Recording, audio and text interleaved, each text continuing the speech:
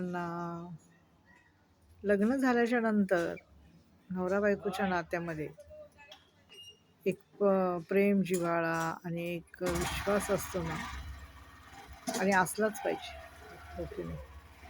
कारण का त्याच गोष्टीवर नातं हे टिकलेलं आहे, है ना?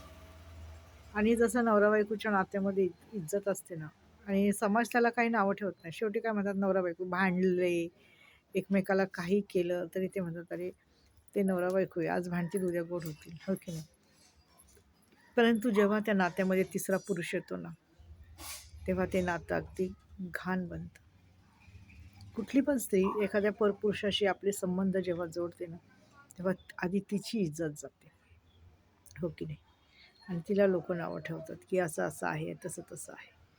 जर तो पुरुष तुम्हाला त्यांच्या घरात, त्यांच्या फॅमिलीमध्ये घेऊन जाईल का? त्याच्या बायकोला भेटवेल का? की बघा ही माझी XYZ आहे, हां?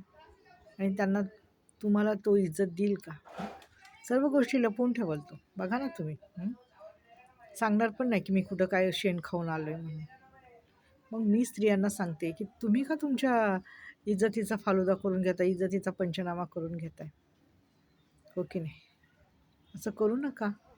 आज तुम्हाला काही वाटत नाही त्या गोष्टीचं, कालांतराने बघा फार वाईट गोष्ट घडते ती. तुमच्या मनाला देखील ती पटली पाहिजे. काय बायका फापरल्यात काय माहिती बाई, येड्यात झाल्यात. काय आहे असं परपुरुषाकडे आणि काय आहे असं नवऱ्याकडे नाही आहे, हां?